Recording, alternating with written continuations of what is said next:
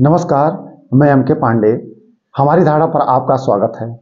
आज का यह वीडियो पीछे के लगभग सभी वीडियो से एकदम अलग है। यह ऐसी अध्ययन सामग्री है जो हमारी परंपरा से जुड़ी हुई है, हमारी लोकल या यूँ कहें कि लोकल कला या स्थानीय आर्ट से संबंधित है। ऐसी कलाएं जो आज धीरे धीरे लुप्त हो रही हैं और जिन्हें पुनर्जीवित करने की ज़रूरत है। इन्हें जो कलाकार, जो स्थानीय लोग इस कला से लगे हुए हैं, इस कला में जो लोग रचे बसे हुए हैं, बस इसको अपने उपयोग के लिए इस कला का आज प्रयोग कर रहे हैं। लेकिन देखने पे ये इतनी बड़ी कलाएं हैं कि अगर इन्हें गंभीरता से लिया जाए तो ये वर्ल्ड फेम की कलाएं हैं। तो उन्हीं में से 4-5 कलाएं हम आपके सामने आज प्रस्तुत करेंगे। बड़ी स्थानीय कलाएं हैं, इससे अधिकांश लोग रूबरू होंगे, लेकिन ध्यान किसी का जाता नहीं है। तो थोड़ा एक बार हम अपनी तरफ से ध्यान आकर्षित करना चाहते हैं, तो हम उन कलाओं की तरफ लेके आपको चलेंगे और उसका जो विकल्प आज हम उपयोग में लाते हैं, उस विकल्प को भी दिखाएंगे कि वह विकल्प कितना सस्ता है और कितना अच्छा है, तुरंत मिल जाता है। तो लोग अपनी मूल परंपरा, अपनी मूल कला को भूल जा रहे हैं।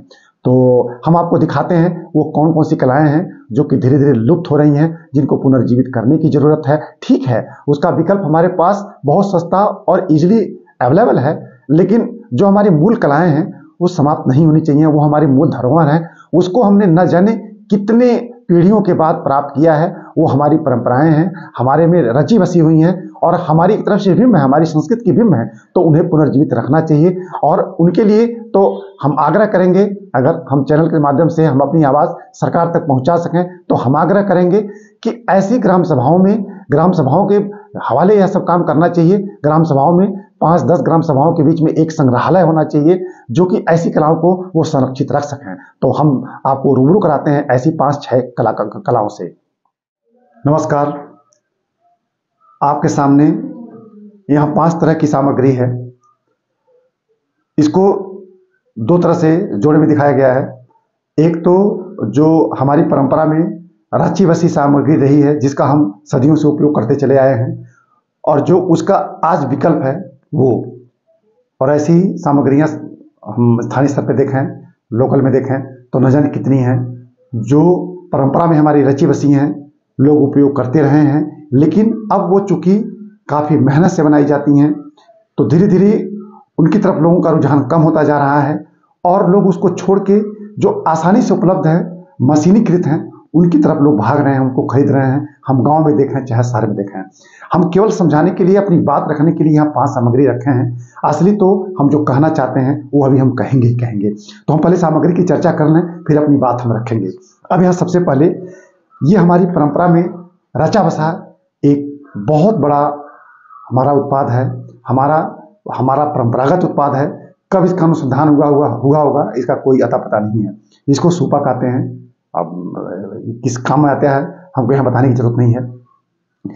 ये जितनी मेहनत से बनाया गया है, पूछा गया तो एक को बनाने में 3 घंटे के आसपास लगते हैं। 3 घंटे से 4 घंटे भी लग जाते हैं और इसकी कीमत 100 रुपये। हमने स्वयं इसको 100 रुपये में खरीदा है और धीरे धीरे यदा कदा कहीं है, बड़ी मुश्किल से मिलता है। इसका विकल्प ये है, अब ये भी 100 रुपये में उपलब्ध है।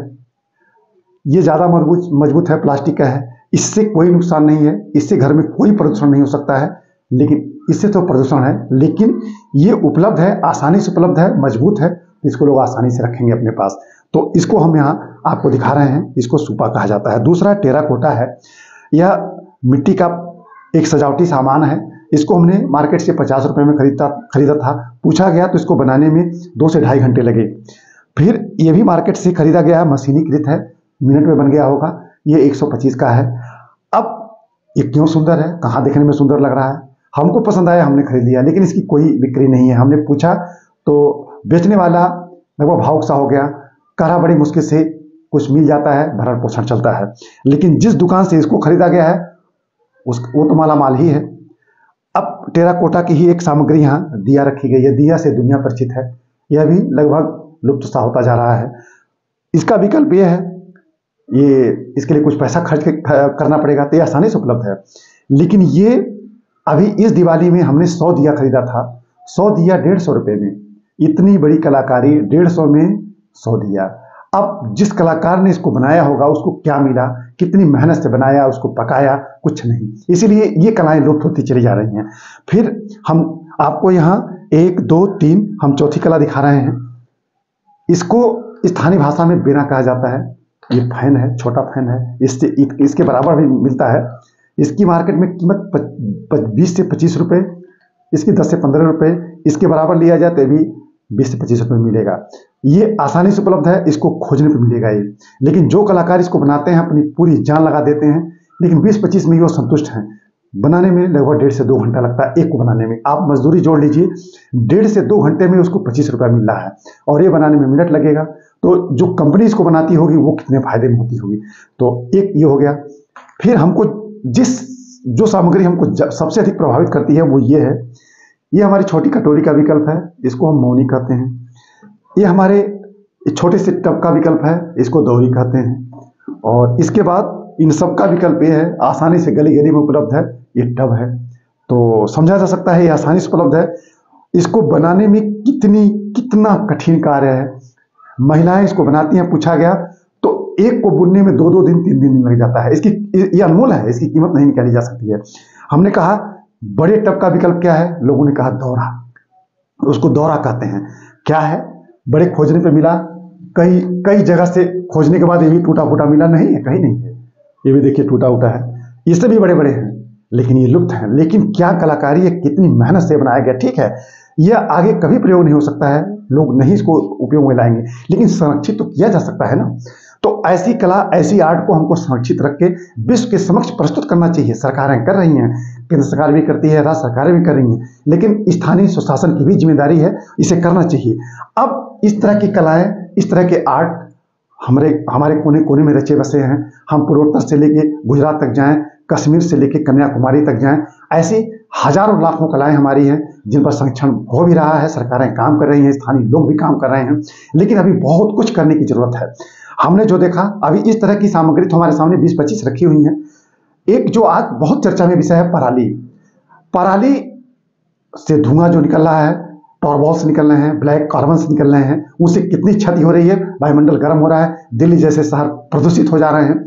तो इस पराली का उपयोग एक तरह से और हो सकता है। हमने स्थानीय लोगों से पूछा इसका और क्या उपयोग हो सकता है, तो लोगों ने कहा कि इससे एक चटाई का विकल्प दिया जा सकता है। पहले लोग उसको बनाते थे, बुनते थे, उसको तरई बोला जाता था। तो हमने देखा, तो जहां हम देखे तरई, वो इतना टूटा फूटा था कि यहाँ लाने में बड़ा मुश्किल था, यहाँ नहीं हम ला पाते, यहाँ दिखा नहीं पाते उसको। लेकिन देखा हमने, तो हमने देखा कि एक बेड के बराबर तरई है। विंध्याचल हम गए थे, तो विंध्याचल जो वहाँ नारियल का प्रयोग होता है, तो नारियल का जो उसका रेशा है, वहाँ इतना ज़्यादा रेशा निकलता है, उस रेशे से गद्दे बनाए जाते हैं।